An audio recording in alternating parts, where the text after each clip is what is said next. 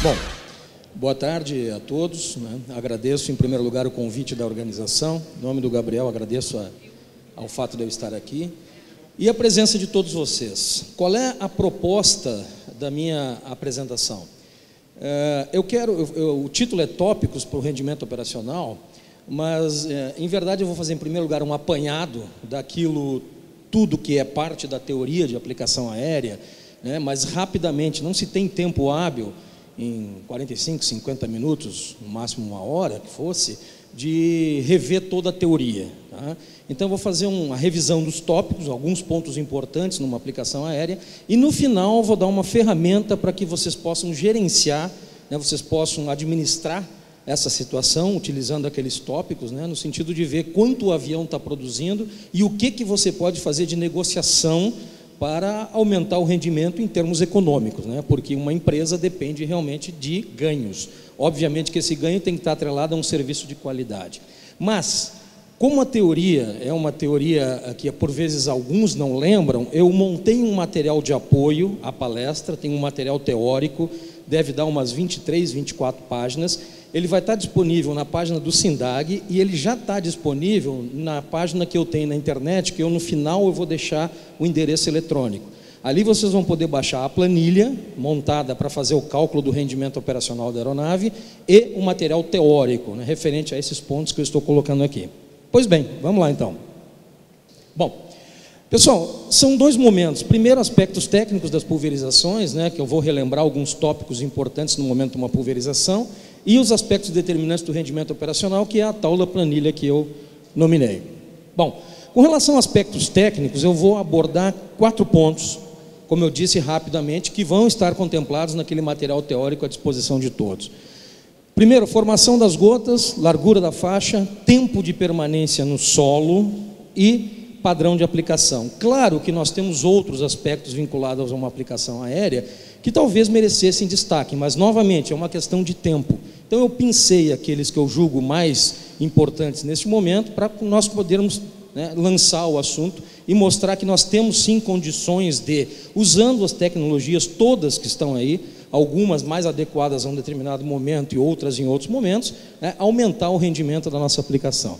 Primeira coisa então, em termos de formação de gotas, eu vou relembrar 4 aspectos. Primeiro, diâmetro de gota, depois diâmetro mediano volumétrico, amplitude relativa e densidade de gotas, que são aspectos bastante importantes no que tange a fazer uma aplicação aérea de qualidade. Eu obter aquilo que eu preciso lá na final, que é a eficácia da minha aplicação.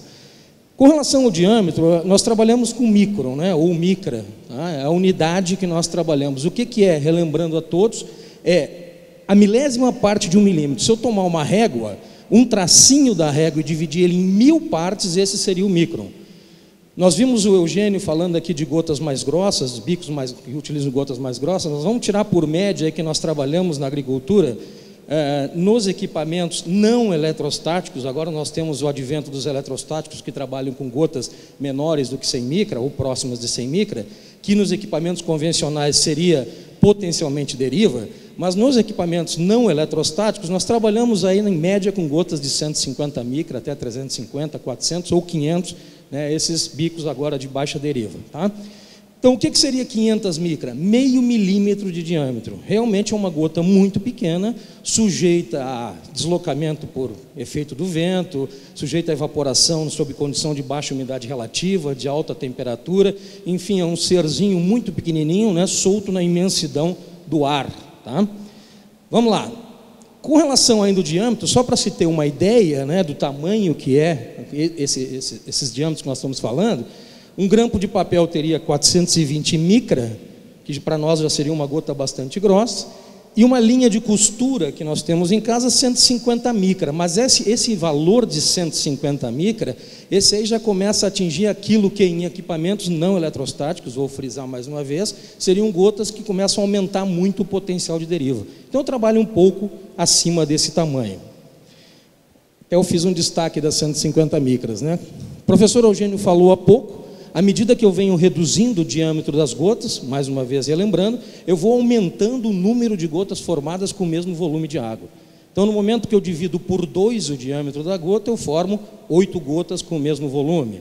Se eu for dividindo ainda mais, eu vou aumentando o número de gotas, propiciando o quê? Uma maior cobertura, né? Claro, aqui tem que se descontar, para efeito de desenho, os espaços que nós temos aqui no meio, mas dá para ter uma ideia que uma gota dividida por o seu diâmetro por 4 produz 64 gotas, resultando numa área superficial específica maior. Aí vem aquele fato, né, conhecido de todos, que quanto mais eu dividir a gota, tanto maior a área de cobertura, tanto maior a área superficial específica eu tenho, eu possuo. Tá? Só que o meu fator limitador é o quê? Né? A temida deriva, que não adianta produzir, eu tenho que produzir e fazer com que essa gota chegue até o seu alvo. E aí eu fico trabalhando naquele limbo, né? Eu tenho que fazer uma gota pequena o bastante para penetrar, mas grande o suficiente para não evaporar e não derivar. Tá? Mais uma vez, esses tópicos estão todos naquele material anexo ao site, enfim, que vai ficar no site do evento. Bom, de maneira geral, né, vamos dizer assim, passando bem, né, rapidamente, eu tenho o quê? Gotas maiores do que 300, elas têm uma tendência, numa cultura mais fechada, a atingir as folhas superficiais e fazer aquele efeito guarda-chuva, ou seja, as gotas superiores são atingidas, e isso para mim pode ser interessante, depende do produto que eu uso. Agora, se eu vou usar um produto por contato que tenha que atingir as folhas embaixo, eu necessariamente tenho que começar a trabalhar com gotas entre 100 e 300 micra. Quanto mais próximos de 300 micra, né, tanto mais próximo é do efeito que vai atingir as folhas superiores, e tanto mais próximo de 100, maior o potencial de deriva, à exceção do eletrostático. Eu estou de novo sempre frisando o eletrostático, porque eu estou falando das tecnologias não eletrostáticas aqui, né? Ou seja, gotas de 100 micra são gotas com alto potencial de deriva que eu não deveria trabalhar. Muito embora aumente o meu rendimento, eu consigo fazer uma taxa de aplicação muito menor, porque a densidade de gotas se eleva, enfim, tem N vantagens, mas não adianta eu usufruir teoricamente dessas vantagens se na prática a minha aplicação não está atingindo o alvo, né? Seja ele insetos, folhas, enfim, né? Qual seja ele. Agora aqui um outro desenho, um pouquinho mais elaborado, né? Mostrando que as gotas de 100 a 300 micras, elas têm uma tendência a atingir toda a estrutura da planta, desde as folhas superficiais até as gotas inferiores, e as gotas maiores de 300, elas têm uma tendência a fazer o efeito guarda-chuva, bater na folha e escorrer, atingindo a parte superior da cultura, mas dependendo do produto, se eu estiver usando um produto sistêmico, ou seja lá, né, o produto que eu estiver usando que não necessite atingir as folhas inferiores devido à moléstia, né, eu posso trabalhar com gotas maiores, prevenindo o quê? A deriva. É uma questão de necessidade, de exigência do produto escolhido, da formulação do produto, da temperatura e do meu alvo. Tá? Bom, na sequência, pessoal, o tal do DMV, relembrando, né, que é de diâmetro mediano volumétrico. Eu desenhei ali um espectro impossível de acontecer, né, vamos dizer assim.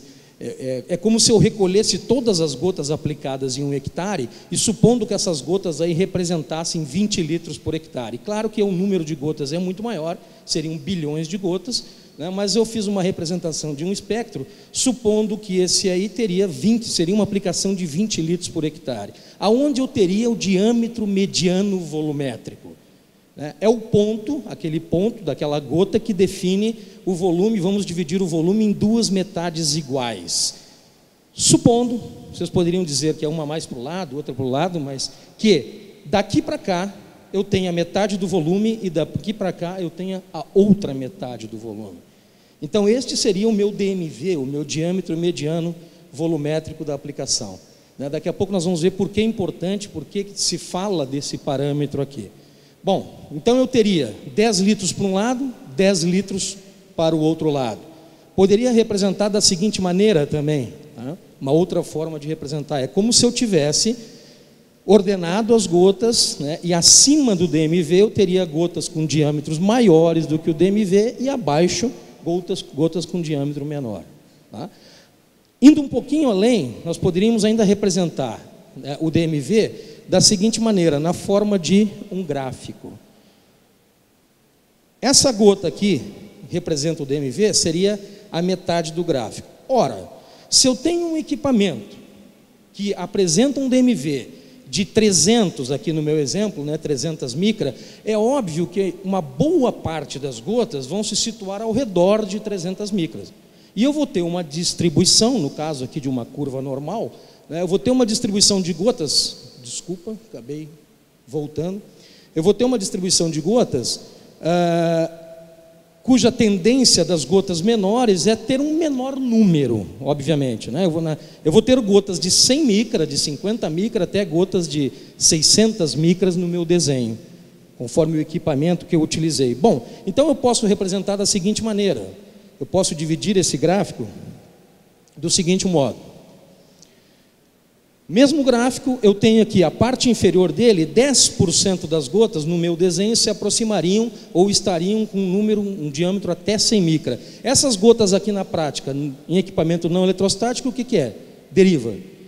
Eu teria que evitar, né? Isso aqui eu tenho que evitar na minha aplicação, as gotas pequenas.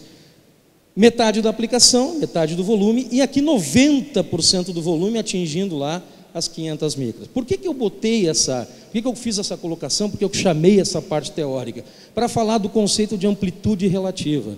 Como é que eu calculo a amplitude relativa da minha aplicação, que é um fator importante na determinação, né, do potencial ou da ocorrência, da potencial ocorrência de deriva.